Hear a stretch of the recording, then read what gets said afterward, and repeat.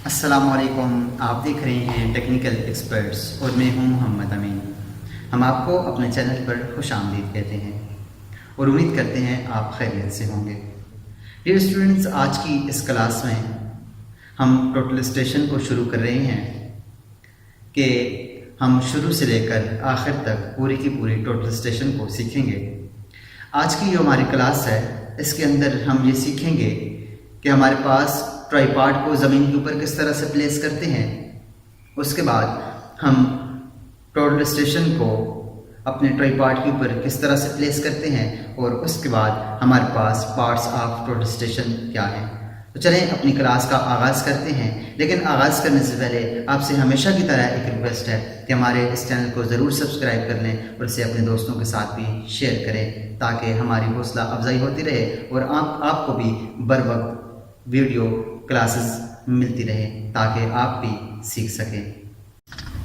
ये जी हमारे पास ट्राइपॉड है, इसके ऊपर हम अपनी टोटलिस्टेशन को लगाएंगे।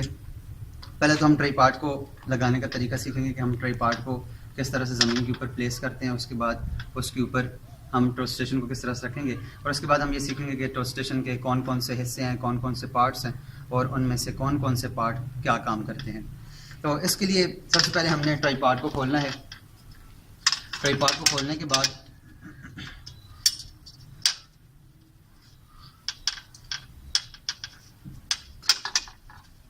ट्राइपॉड को खोल के इसकी तीनों टांगों को यहाँ से खोलना है नीचे से।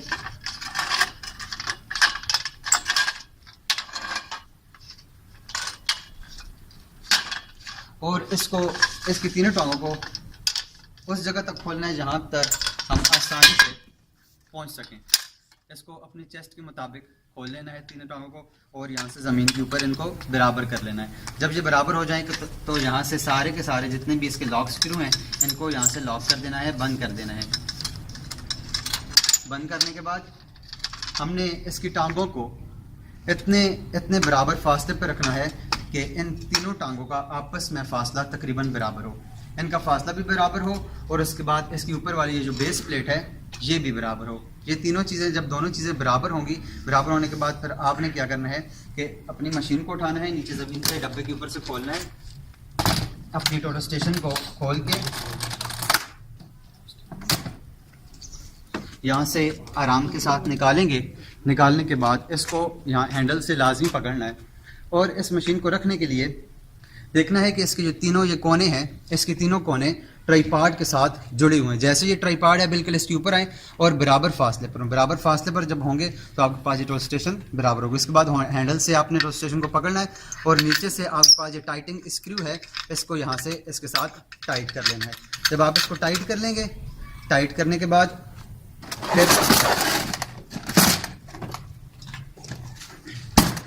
टाइट करने के बाद आपने मशीन को छोड़ना है। इससे पहले आपने मशीन को बिल्कुल भी नहीं छोड़ना, पकड़ के आपने यहाँ से हैंडल से पकड़ के मशीन को तब टाइट करना है, हो सकता है ये आपसे गिर जाए।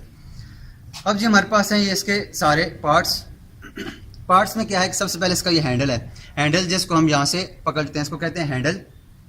उसके बाद इसका दूसरा पार्ट है हमारे पास optical sight finder. Sight finder क्या है कि हम इसकी मदद से सामने वाले ऑब्जेक्ट को साइट करते हैं कि हमारे पास वो सामने वाला जितना भी ऑब्जेक्ट है, सामने वाला ऑब्जेक्ट उससे हम इसको फाइंड करते हैं। फाइंड करने के बाद हमारे पास इसका दूसरा हिस्सा है, वो है इसका,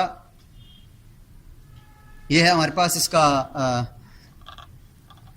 आई पीस जिसकी मदद से हम ऑब्जेक्ट को देखते हैं। ऑब्जेक्ट के साथ ये एक छोटा सा बटन लगा हुआ है जिसकी मदद से हम अपने सामने वाले अंदर का जो ऑब्जेक्ट है, अंदर के जो हमारे पास क्रॉस हेयर है उसको हम साफ करते हैं।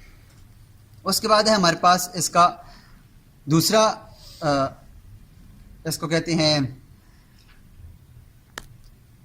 आज हमारे पास इसका दूसरा जो है वो फोकसिंग स्क्रू है जिसकी मदद से हम सामने वाले ऑब्जेक्ट को फोकस करते हैं।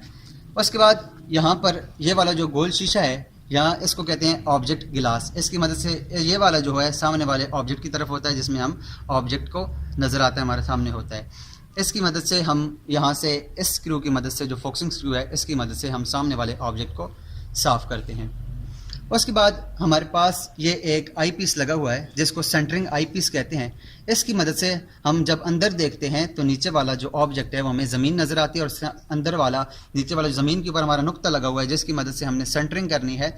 उसकी मदद से हम सेंटरिंग में देखते हुए हम अपनी ऑब्जेक्ट की सेंटरिंग करते हैं, हमारे पास जो मशीन है उसकी सेंटरिंग करते हैं। इसके ऊपर ये एक स्क्रू लगा हुआ है जिसको फोक्सिंग स्क्रू कहते हैं, जो कि अंदर वाला जो ऑब्जेक्ट है, अंदर वाला जो इसका हिस्सा है वो हमें साफ करके देता है इस स्क्रू की मदद से। उसके बाद यहाँ पर इसके ऊपर एक स्क्रू लगा हुआ है जिसको हम लॉक स्क्रू भी कहते हैं।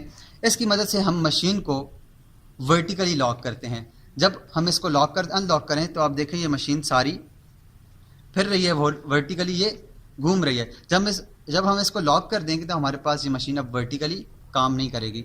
उसके बाद हमारे पास ये मशीन जब लॉक हो जाती है तो यहाँ इसके साथ ये वाला बटन, ये है स्लो मोशन बटन, इसकी मदद से ये वाला बटन काम करना शुरू हो जाता है। जब ये शुरू करता है तो ये वर्टिकली ऊपर और नीचे की तरफ से थोड़ी थोड़ी हरकत करती है। जब हम इसको बाहर की तरफ घुमाते हैं तो ऊपर की तरफ, जब अंदर की तरफ घुमाते हैं तो नीचे की तरफ ये हरकत करती है, और हरकत करते हुए हम आहिस्ता आहिस्ता से अपने ऑब्जेक्ट के ऊपर उसको साइड कर सकते हैं। इसको खोलने के बाद हमारे पास जो दूसरा इसका बटन है वो है हॉरिजॉन्टली लॉक स्क्रू है।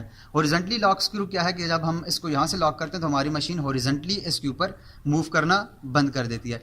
उसके बाद ये वाला बटन है जिसको कहते हैं स्लो मोशन बटन। इसकी मदद से हम क्या करते हैं कि हमारे पास ये वाला बटन इसको हॉरिजॉन्टली इसको मूव करता है, लेफ्ट राइट पे मूव करता है।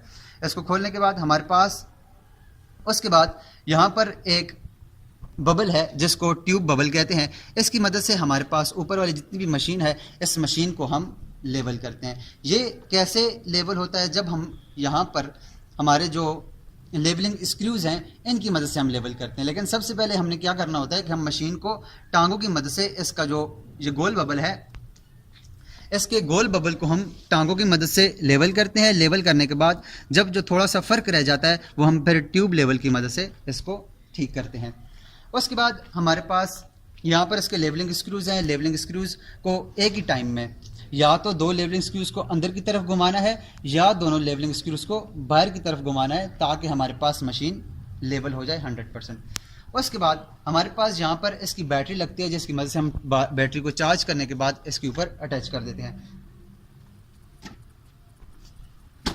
ये हमारे पास बैटरी है जिसको हम यहाँ पर चार्ज करने के बाद इसके साथ अटैच करते हैं तो हमारे पास ये मशीन उसके बाद ऑन होती है। इसका एक बटन लगा हुआ है, इसको नीचे की तरफ दबाते हैं, दबाने के बाद इसके ऊपर रखेंगे और यहाँ से इसको छोड़ेंगे तो हमारे पास इसके साथ ये बैटरी कनेक्ट हो जाएगी। अब बैटरी कनेक्ट हो गई है, हम इसको चार्ज करने के लिए यहाँ इस बैटरी के साथ यहाँ पर चार्जर लगाया जाता है। चार्जर लगा के हम इस बैटरी को चार्ज करते हैं। उसके बाद हमारे पास इसकी ये एक स्क्रीन है जिसकी मदद से हमारे पास जितना भी डेटा है वो इसकी स्क्रीन के ऊपर आता है। इसके ऊपर दो कीबोर्ड है, एक मेन कीबोर्ड है, एक छोटा कीबोर्ड है। ये मेन कीबोर्ड के ऊपर हमारे पास ये एक पावर का बटन है जहाँ से हम अपनी मशीन को ऑन करते हैं। उसके अलावा ये लाइट वाला बटन है जहाँ से हमारी ब्राइटनेस कम या ज़्यादा होती है। उसके बाद एस्केप का है, एंटर का बटन है, इसके बाद इसकी स्क्रॉल बटन है और 1 2 3 4 के बटन है, या और भी जितने बटन हैं हम इसके ऊपर यहाँ से लिख सकते हैं। उसके बाद हमारे पास यहाँ पर है button F1 F2 F3 F4 SP BS shifting और फंक्शन वगैरह है। तो हमारे पास इन बटन की मदद से हम इसके अंदर मुख्तलिफ काम कर सकते हैं। उसके बाद हमारे पास ये मशीन है, मशीन का जो कंपनी है वो है कंपनी मशीन की कोलिडा की ये मशीन है जिसके ऊपर हम काम करेंगे। ये कोलिडा की ये मशीन है और इसका ये जो हमारे पास कोड है वो KTS 445